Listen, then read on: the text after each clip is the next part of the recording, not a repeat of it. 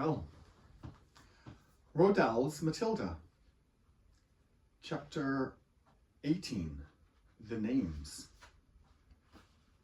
Miss Trunchbull, Matilda cried, jumping about a foot into the air. You mean she is your aunt? She brought you up? Yes, Miss Honey said. No wonder you were terrified, Matilda cried. The other day, we saw her grab a girl by the pigtails and throw her over the playground fence. You haven't seen anything, Miss Honey said. After my father died when I was 5.5, she used to make me bath myself all alone. And if she came up and thought I hadn't washed properly, she would push my head under the water and hold it there. But don't get me started on what she used to do. That won't help us at all. No, Matilda said, it won't.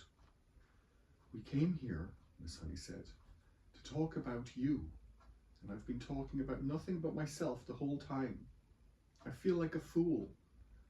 I'm much more interested in just how much you can do with those amazing eyes of yours. I can move things, Matilda said. I know I can. I can push things over. How would you like it, Miss Honey said, if we made some very cautious experiments just to see how much you can move and push? Quite surprisingly, Matilda said, if you don't mind, Miss Honey, I think I would rather not. I want to go home now and think about all the things I've heard this afternoon. Miss Honey stood up at once. Of course, she said. I have kept you here far too long. Your mother will be starting to worry. She never does that, Matilda said, smiling. But I would like to go home now, please, if you don't mind. Come along then, Miss Honey said. I'm sorry I gave you such a rotten tea. You didn't at all, Matilda said. I loved it. The two of them walked all the way to Matilda's house in complete silence. Miss Honey sensed that Matilda wanted it that way. The child seemed so lost in thought, she hardly looked where she was walking, and when they reached the gate of Matilda's house, Miss Honey said, You had better forget everything I told you this afternoon. I won't promise to do that, Matilda said, but I will promise not to talk about it to anyone anymore, not even to you.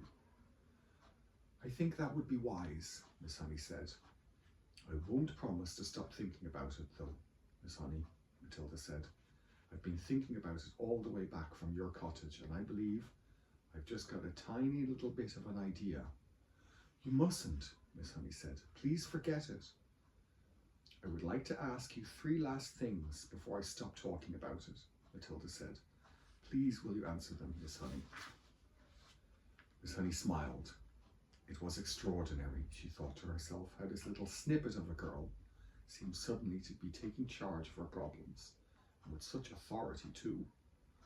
Well, she said, that depends on what the questions are. The first thing is, Matilda said, what did Miss Trunchbull call your father when they were around the house at home? I'm sure she called him Magnus, Miss Honey said. That was his first name. And what did your father call Miss Trunchbull?